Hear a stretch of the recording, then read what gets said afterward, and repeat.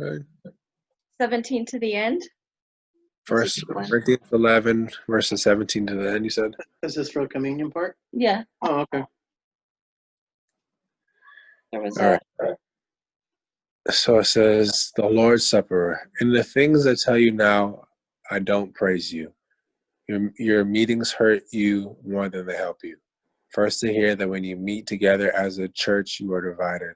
And this is hard to believe because of your idea that you must separate groups to show who the believers are. When you all come together, it's not really the Lord's Supper. You are eating. I say this because you eat each other's. Each one eats without waiting for the other. Some people don't get enough to eat or drink, while others have too much. You can eat and drink in your own homes. It seems that you think God's church is not important. You embarrass those who are poor. What can I say? Should I praise you? No, I cannot praise you for this. The teachings I give you is the same that I received from the Lord. On the night when the Lord Jesus was handed over to be killed, he took bread and gave thanks for it. Then he divided the bread and said, "This my body is for you. Eat this to remember me." In the same way, after they ate, Jesus took the cup of wine. He said, "This cup represents the new agreement from God, which begins with my blood sacrifice. When you drink this, do it to remember me." This means that every time you eat the bread and drink the cup, you are telling others about the Lord's death until he comes again. So if you eat the bread or cup or drink the cup of the Lord in a way that does not fit its meaning, you are sinning against the body and the blood of the Lord.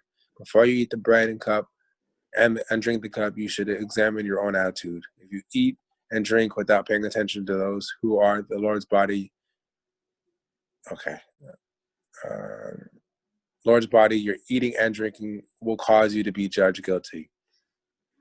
That is why, what did you say? I'm sorry, JoJo's logging in. Okay. That is why many in your group are sick and weak, and many have died. But if we judge ourselves in the right way, God will not judge us. When the Lord judges us, he punishes us to show us the right way. He does this so that we will be condemned, not be condemned with this world.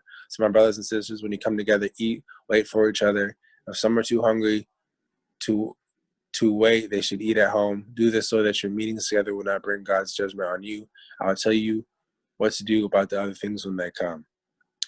So I think, honestly, this actually kind of ties into what I was planning on talking about anyways. In the spirit of Father's Day, I think it's very telling of the family's dynamic, whether it be in church or whether it be in the family unit as itself, the direction and the leadership of the father. And I think he's the one that really steers the ship and allows patience and allows discernment and a clear head to kind of go throughout the thick of the fog and judge by each member. All right, what do you need at this moment? And so I think it's interesting because I grew up without a strong male role model in my life. It wasn't until later on where I had to really consciously attract that into my life.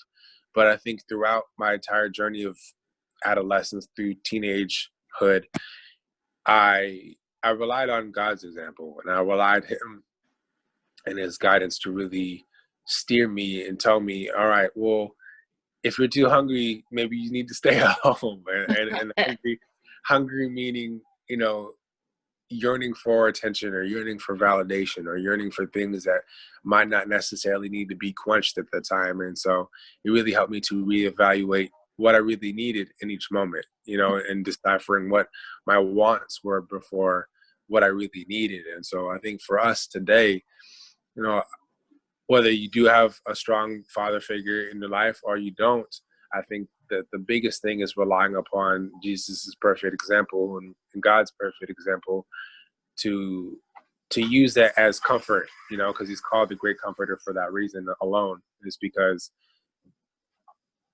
he pushes us every single day to,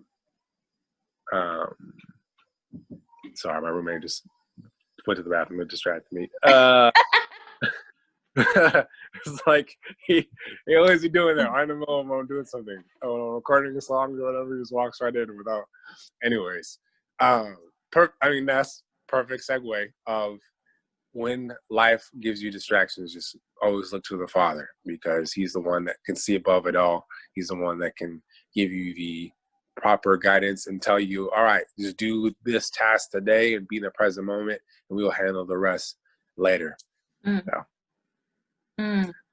pretty good for a freestyle. Nice job. Nice job. Actually, that was perfect. Yeah, thank you. Good. It hit me too, because I definitely have distractions. I need to focus on the product. Right. Thank you, AJ. So, all right, let me play song clip number